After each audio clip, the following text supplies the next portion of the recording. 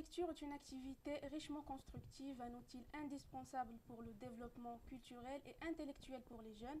Mais face au bombardement de la nouvelle technologie, cela provoque un grand débat. Est-ce que le high-tech favorise ou défavorise la lecture chez les jeunes?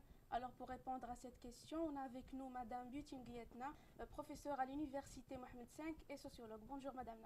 Bonjour. Et merci pour votre présence. Merci. Alors ma première question, c'est qu'on sait tous qu'aujourd'hui les jeunes pratiquent plusieurs loisirs, mais la lecture reste parmi les loisirs les moins appréciés. Alors que pensez-vous de cette situation? En fait, je dois insister que les jeunes lisent toujours, mais pas les livres. Ils lisent moins de livres et surtout lisent moins pour le plaisir. En fait, pour les jeunes, la lecture n'est plus considérée comme la porte d'accès privilégiée au savoir et n'est plus synonyme au plaisir. Et ce désamour de lecture pour les livres, à mon avis, vient du glissement de la société, ce qu'on appelle les humanités vers technico-commerciales. Et auparavant, en fait, les filières les plus prestigieuses demandent une lecture, une pratique de la lecture assidue. Mais maintenant, la lecture n'est pas obligatoire pour devenir un ingénieur et le Marocain laisse peu à peu à la mathématique. Alors sûrement que le numérique a changé notre façon de lire, mais le numérique, est-ce que c'est la cause principale de ce désamour quand vous venez de le dire entre les jeunes et la lecture? Il est étonnant de relativiser l'impact de la numérique sur notre pratique culturelle. Oui, c'est vrai que la séquence de la lecture des jeunes, de temps en temps, ils deviennent plus courts en comparaison avec celle de notre aîné.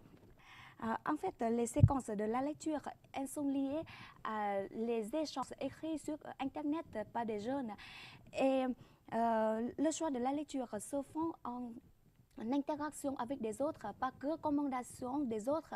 À l'ère numérique, la façon dont les jeunes qui construisent leur approche culturelle ne va pas directement, naturellement par la lecture. Mais pourtant, il y a aussi des jeunes qui se tournent de nouveau vers la lecture comme un moyen pour stopper le flux de l'information qui nous parvient. Et c'est aussi une activité de contretemps et de déconnecter. Et de patience surtout. Oui. Alors de nos jours, on trouve que la majorité des jeunes utilisent des smartphones, des ordinateurs aussi. Certes qu'il y a des jeunes qui lisent toujours, mais seulement des versions PDF sur leur smartphone ou bien sur leur PC.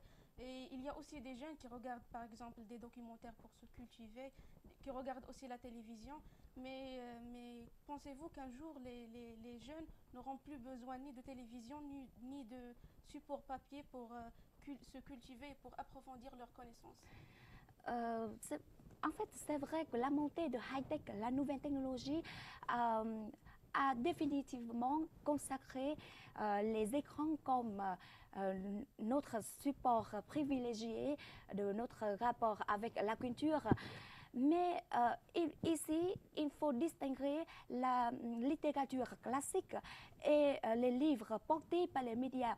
Par exemple, comme Harry Potter ou Twilight, oui, Twilight, ou plus récemment, Nos étoiles contraires sont très bien vendues et se sont très bien lues par des jeunes.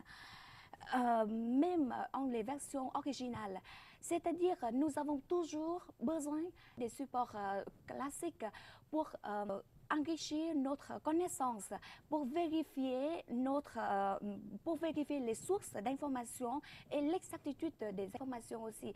Je dois insister encore une fois que les jeunes lisent toujours, mais moins les titres de la littérature classique. Merci beaucoup Madame Nga pour votre présence. Alors c'était tout pour aujourd'hui. Je vous retrouve demain pour une nouvelle thématique et un nouveau invité.